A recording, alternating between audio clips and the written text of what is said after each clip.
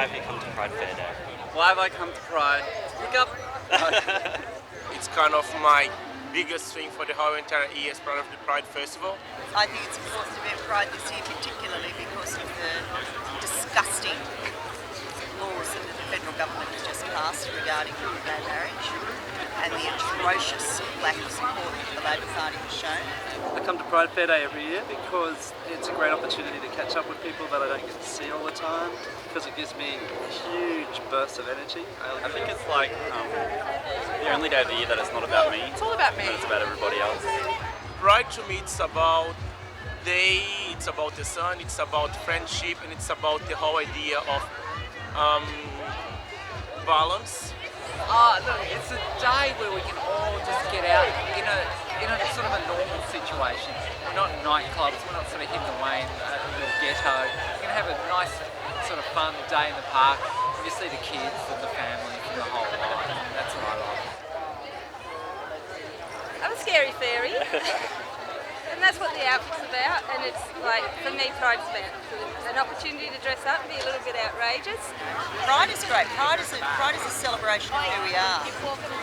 But let's not get caught up in the party and forget the importance of the politics.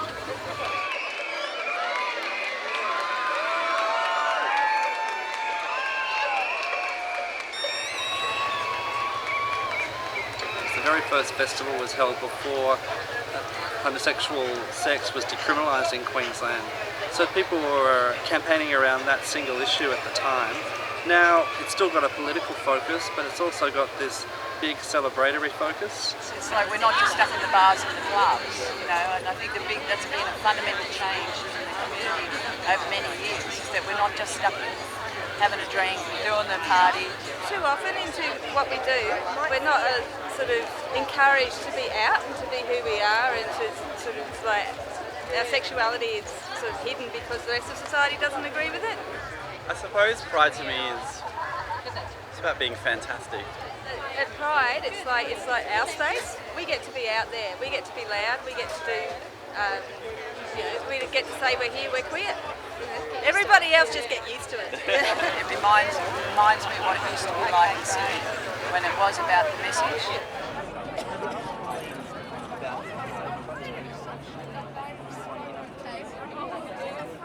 A lot of people don't realise that it is a very small group that organises this event for every year.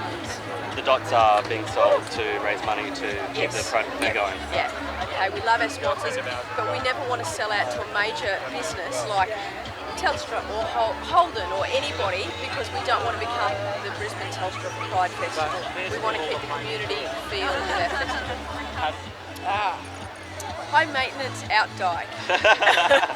Excellent. Depending on the mood, you can always vary the dots. Yeah. Do you think the Pride Festival shows that diversity of our community? Yeah, have you seen what people are wearing? Yeah, no, I think so. Like, I think it's great that everybody, like lots of different sub-community groups can get together, and it's not just about fags, or it's not just about lesbians, or... I think a community is made up of minorities. I really do think that, and I think basically we can all find our place in that, you know, and that's what makes a community. There should be lots of diverse sections of it, and I think that works. This year's Pride title is Momentum. What Yes. do you personally think that means? Basically, I think it's just carrying forward the moment that we're still going. We still have the momentum. I think it's about the motion that we've developed in our communities. It's about recognising that this festival and the culture that it represents has grown so rapidly in Queensland over the last 15 years. It's just unstoppable.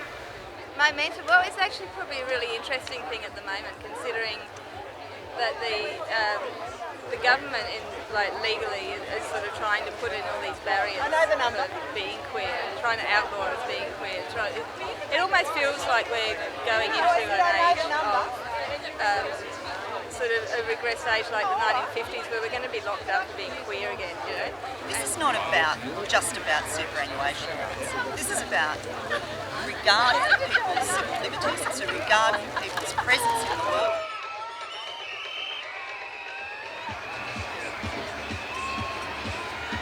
The more visibility that we have out there, and people can walk down the street and see us marching and see that we're not three-headed freaks. You know, we're the people that live next door to you. We have the same issues, we have the same values. And all we want basically is acceptance, and that we're not the circus freaks. I think the main influence that has is about acceptance, you know, that not just like sort of tolerance, but that full of acceptance that means respect.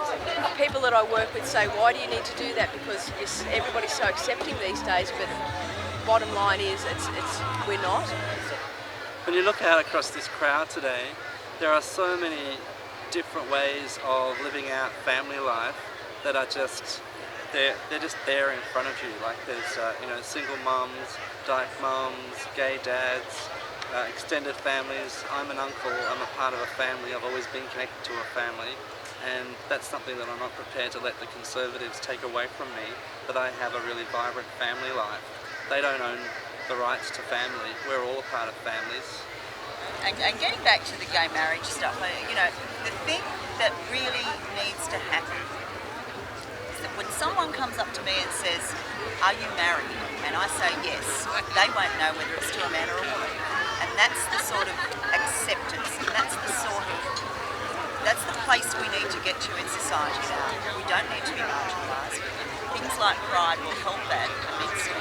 And it would be very nice one day if there didn't have to be support groups. You don't go to a big care day for heterosexuals and there's support groups for you know, the 20-year married man or 15-year married woman, or the woman who's coming out because she's just had 2 children instead of 3. It'd be really good one day if you didn't have to come somewhere and be supported to survive. You know, and at the end of the day, when you take out your colour, you take out your race, you take out gender, we're human. And I think that's the fundamental thing about having the right. It's really the saying about the rights, just being able to be yourself, I think would be